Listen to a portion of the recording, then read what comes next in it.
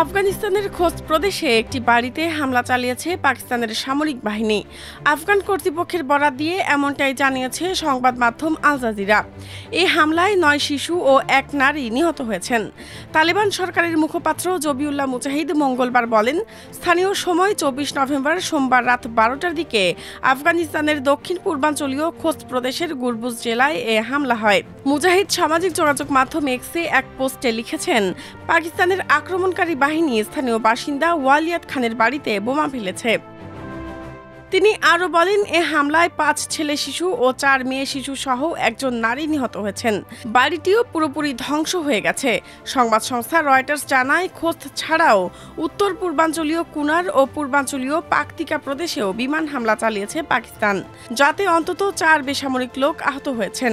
পাকিস্তানের পেশোয়ারে আত্মঘাতী বোমা হামলায় ৩ আধা সামরিক সদস্য নিহত হওয়ার একদিন পরেই এই অভিযান চালানো হলো।